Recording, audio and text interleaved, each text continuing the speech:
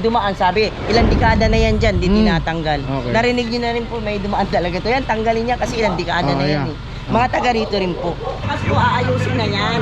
Dadating ang ito, isang linggo lang po. Nakipag-ugnayan po kayo kasi Oo, pupunta ko sa barangay ngayon. madali naman sabihin na aalisin pero hanggang ngayon nandiyan dyan. Matagal na raw po yun. Matagal na nga po yan, kaya nga lang po si Raya, kinuha ko sa simbahan. Ngayon, nung mekaniko namin sa pumupunta lang dito pag garnis kasi may trabaho. Kabit na po yung makina, ano lang ang ikakabit yan bukas. Pag hindi po yan inag sa isang linggo, pahihila ko sa inyo. Matagal na daw talaga ito. Pagkatapos meron pa tayo narinig na parang ano, yung may-ari pala na ito ay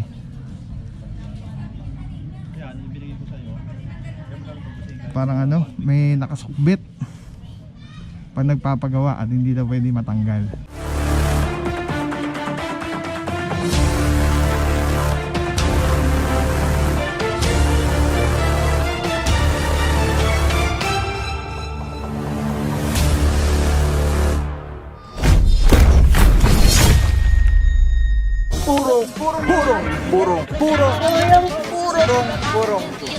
Purong pagmamahal.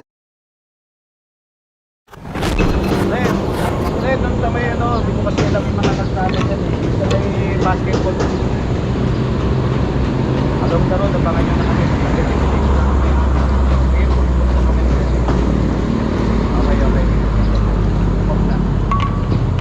Huwag na tayo, coordinated na.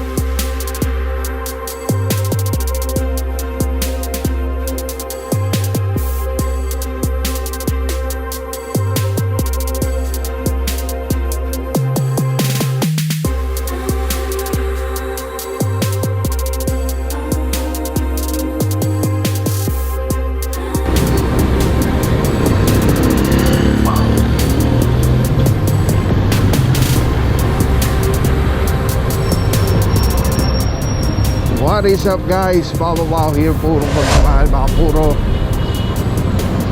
barangay Bagong Silangan. Mga puro, kasama natin TTMD Pikas Pagaling, Sir Dexter Cardenas, Lungsod Quezon na ating puting Mayora Mayor Joy Belmonte, Vice Mayor Gian Soto, OIC for today, Officer Francisco together with Officer Alvario, at kasama rin natin mga puro ang MMDA CSTD. At meron nga po tayong complaint dito sa area. Mamaya alamin natin yung kung anong barangay at ng lugar ito. Pero kung di ako nagkakamali, Bagong Silangan.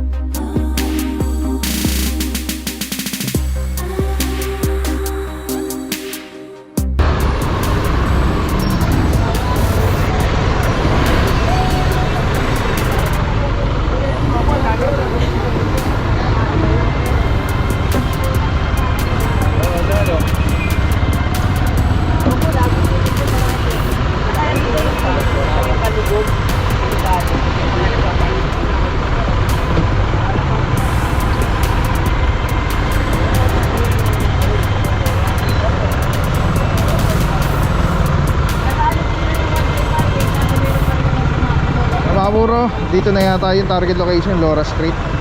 And alam na po ni Officer Alvario kung merong one side parking area or wala. Mapuro, Lungsod Quezon, ating Puting Mayor Mayor Joy Belmonte, Vice Mayor Gian Soto. Well coordinated natin operation with the barangay. Kasama natin TTMD, Tika Sipagaling, Sir Dexter Cardenas.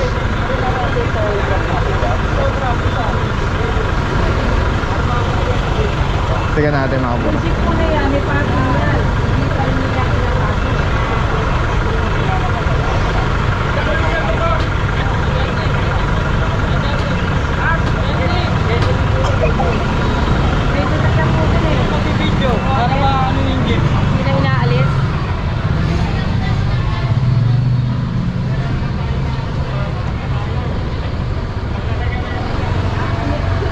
Ito na tinuro nung barangay na nag-guide sa ating mga puro na dito yung ating target location. So masikip nga yung area.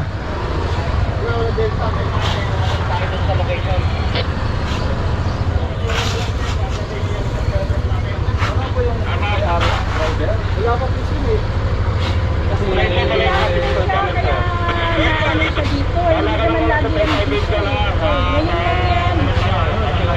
ito, dinayo pa namin kayo. Kasi may complaint po ka. Kaya hindi na naman nalaman. Parang pasok sa loob eh. Luwag-luwag ang ano niya. Hindi po kami kasama eh. Kapunta na rin po yung salamat na kayo. Anong oras? Bibigyan po natin ng bahay sa loob. 5 minutes lang. Ay mga puro, ito identified yung may picture dun sa reklamo. Kaya patrasin niyo sa patrasin. Mas meron daw itong parking, kaya lang hindi naman pinapasok daw as per dun sa barangay. Madalas naman siya, hindi naman nag-i-stay yung mga dyan. Yan jeep na yan, boss. Ito? Yan jeep na yan, oh. Ito? Yan, oh. Ito ang pare ko. Ito yung anak niya dito eh. Nakikiusap na. Masyadong reklamador eh. Pagkuha ka ng bahay sa looban eh. Kung pagkuha hindi na mga yan eh. Gaganon lang niya yun, oh. Man lang ako iurong ng konti. Ako nagtsatsaga ako kasi patras ako eh. Pag pumasok eh. Kung may mga nakaharang dyan, nagtsatsaga ko hindi magreklamo sa akin. Alam niyo po kung sino nagreklamo? Dyan naman ang nagre-reklamo eh. Ako nireklamo na. Ito, nireklamo din. Yung yun, nireklamo din. Isa lang naman nagre-reklamo rito eh. Nung mula nung nakatira dito eh. Babae. Ay mga puro, so ito, orasan na po ito. 5 minutes. Pag walang driver, naku, baka matuto. Tapos, so ito isang jeep, as per kay kuya, Tagalooban daw yung Hindi po dito. Kalsada po. Ang gulong para maipatay na natin. Pero magbibigay po yung isang linggo at gagawin na naman yung bukas. Ay, yun na po, natapos na po yung kalubot natin, kaya pahatak na. Huwag naman po. Eh, hindi naman po kami ang may reklamo niyan. Kami lang po ang action. Kaya nga po, nahingi po ako ng isang linggo sa inyo. At dadating po kasi yung asawa ko. Hintayin niyo po yung hepe namin, siya po ang kausapin. Sige. Sige. Kasi kami po, action lang kami kasi nireklamo Kasi na po, kaya tinanggal ang gulong niyan, hindi nga dumaandar. Ay. Pinaayos po sa... Yun nga, sa- pinaliwanag na namin noon pa, hindi Kasi po kalsada ang po- paggawaan ng sasakyan. Hindi nga po umaandar, kaya dyan na po tinanggal. Ikinabit Mali na po ulit. yun. Pahatak niyo po sa paggawaan. Idadalhin niyo sa pako yan. Opo, siyempre. Doon na po yan tutubusin. Okay mga puro, ito sira daw itong sasakyan. Tapos humingi ng 1 week si madam. Wag dilayin yung kanya sasakyan. Kasi mga puro masikip po talaga sa area.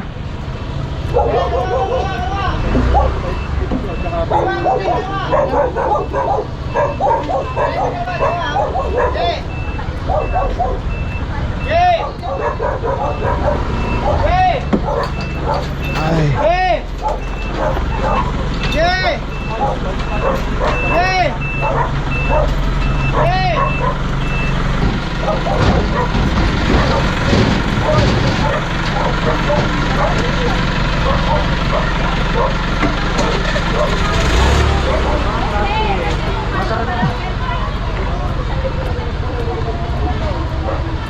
At mamaya bukas po ng umaga, aalis na yan. Ang daming bomba. Okay mga puro, park lang tayo para maka-cover natin. Dito ang dami, mga motor, kotse, SUV. Pero wala pa nagtatanggal ng mga sakyan nila.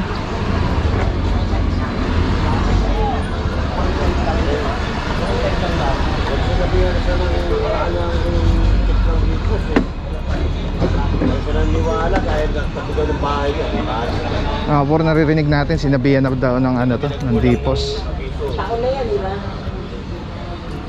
Good afternoon po, bossing. Morning. Mga puro, kasama natin ng tropa ng barangay. Ito mga puro, isa SUV, isang sedan, itim. May mga motorsiklo at merong lalamove van. Bukas po aayusin na yan. Dadating ang sige po, isang linggo lang po. Pag-ugnayan po kayo kasi Oo, pupunta ko sa barangay ngayon. madali naman sabihin nakakaalisin pero hanggang ngayon nandiyan. Matagal na raw po yun. Matagal na nga po yan, kaya nga lang po si Raya, kinuha ko sa simbahan. Ngayon, yung mekaniko namin sa pumupunta lang dito pag garnis kasi may trabaho. Kabit na po yung makina, ano lang ang ikakabit yan bukas. Pag hindi po yan inag sa isang linggo, pahihila ko sa inyo. Ako na po ang may-ari niyan. Isang linggo lang po hinihili ko, tsaka pupunta po ako sa barangay. Oo, yung galing nyo kasi Oo, ako nang talaga namin yan, ihilahin po yan kapag hindi maalis. isang linggo lang po hinihili ko sa inyo. Wala, ibig sabihin walang gulong yan, walang gulong ngayon yan. May gulong po, kaya lang wala pa mga tornilyo, binibilhan pa doon sa Saan po? sa Quiapo. Kasi Kaya po, marami nga lang ang tornilyo po niyan. Dito hindi marami kasi rin nandoon tornilyo po ang dito. mekaniko namin. Yun ang mekaniko na lahat ng aming Hindi naman sasakyan. kailangan ng special na... Basta isang linggo po hinihiling ko sa inyo. At bukas pagdating na asawa ko pupunta kami Kalayo ng na barangay. titira nyo pala ng tornilyo kaya Eh kasi nandun yung ano namin pwesto namin Linggo-linggo nandoon siya. Biyernes lang at Sabado umuwi dito. Kasi meron kami tindahan Hindi nyo ng... nga magagawa yan kung gano'n ang bilihan nyo, malalayo. May nabibili naman kami dito sa Ayun na Capitol nga po. kaya lang hindi nagkakasugtugma yung sukat po. Ano po yan? Kasi yung mga pyesa ngayon, kalat naman. Ayan, lalo yan, hindi naman masela yan. Owner flight lang yan. Alright, mga puro, kasama natin yung Officer Alvario. Ano At natin sa barangay? Kasi Pupunta po ng barangay ngayon. kukunin po namin dito. makikiusap si Mami na itong owner type jeep niya ay bigyan ng isang linggo. Oh sir, may agreement kayo na ililipat. Oo. Bukas kasi dadating yung Actually mekaniko. po, nung kinausap namin yung anak niyo ba yun, Apo. isang linggo lang po yung binigay namin palugit, Oo nga gagawin daw po. Ikabit nga po yung makina. 2 linggo na po yan eh. Ay, ang akin nga mekaniko, may trabaho din Hindi po namin yun siyempre. Kaya nga humingi po Ilipat- ako na isang linggo sa inyo. Pupunta ko sa barangay. Sa barangay ako Oo. makikiusap. Ganito na po, ilipat po natin kagad. Nauna po. Kasi Pag matagal wala na po kayo, pong nandyan yan. Ay, paano gagawin ng... Ay lagi niyan po kasi sinasabi sa amin, Ngayon lang isang po linggo, ako nagsabi isang sa linggo. inyo. Ay, ilan Kaya linggo isang na? linggo na nga po, ano kayo. sige po, iayusin na po natin, asikasuhin na po natin para hindi po sila nanggaling kami nanggaling na kami rito, tapos may mga kinausap na rin po yung isang kagawad namin, tsaka yung isa pa pong dipos, may dipos din po pumunta rito, Oo, kasi kinausap parang- po yan Ang sabi po nila, magbibigay lang sila ng isang linggo. Hindi nga po. So ibig sabihin naabisuhan Ilang po beses sila na po lahat? abiso to. Ilang beses na, alright. Opo. Kaya po nagkaroon ngayon ng ano yung sa Yora, meron nga po.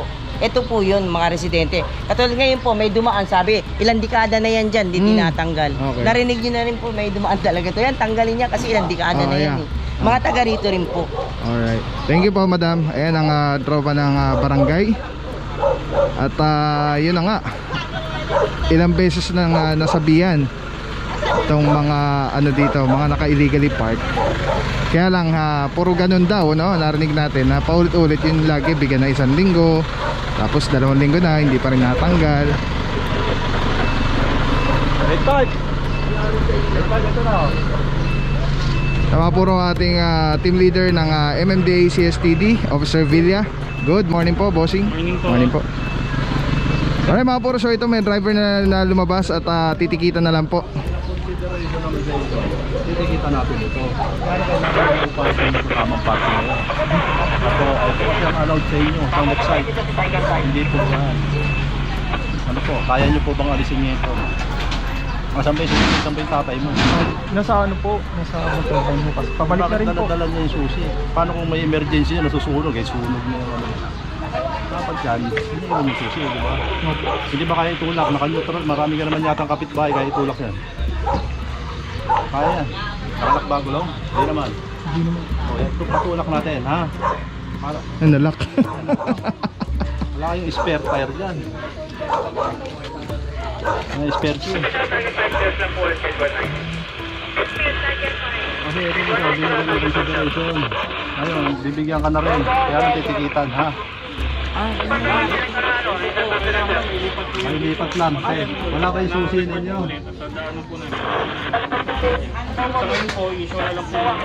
Ako, online naman po ito. Online tutubusin. Hindi nyo na kailangan pupunta ng City Hall. Sige po, sige po. Pwede ho yung Gcash. Nilipat nyo natin. Para hindi na kami babalik. Kawawa naman, mahihila kayo. Okay, sige po. Alright, yan mga puro, no. So, eto na po. Eto na yung pinaka ano natin dito sa area. May one side parking sila dito sa kaliwa, palabas. Ngayon, eto si boss siya yung bukod tangi na naka park dun sa maling side.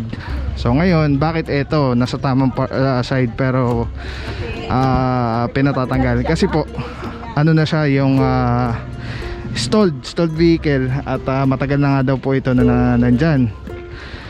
So dahil nga sira. So ayan, may parkingan doon sila dito sa kaliwa. At yun nga, isa lang yung natikitan. Buti na lang may driver, at least hindi na para itaw yung sasakyan. Basta kailangan po ilipat na lang dito sa tamang side na parkingan pagka ticket.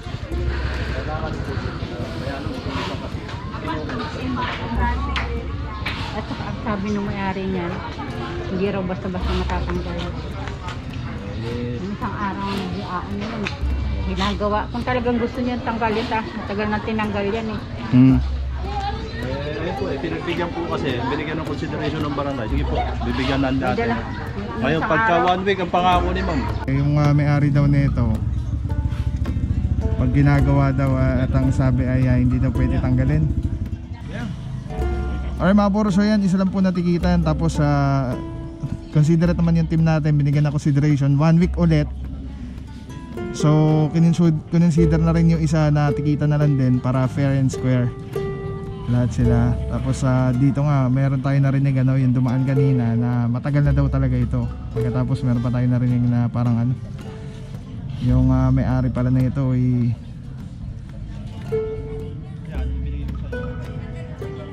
parang may nakasukbit pag nagpapagawa at hindi daw pwede matanggal. Yun yung narinig lang natin. Alright mga puro, tayo lang tayo. Meron pa tayong mga target location. Let's go. Sa Philippines, grabe, sobrang solid nito mga puro. Ito lagi natin kasama sa mga operations, sa mga vlogs natin. Tatanggalin nyo, twist nyo lang yan to the left.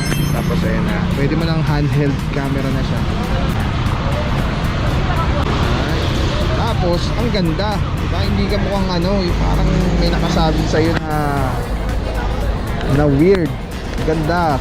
Ganda ng kulay. Pogi pa rin. LSC number 1. Let's go. Purong pagmamahal. Maraming salamat sa'yo. Walang papapaw. So thank you so much sa walang sawang support, tiwala. Wala akong masabi kundi thank you so much. Thank you sa Panginoon at ingat kayo palagi. Again, kung wala akong papapaw. So thank you so much. God bless you. Purong pagmamahal. Thank you so much. God bless.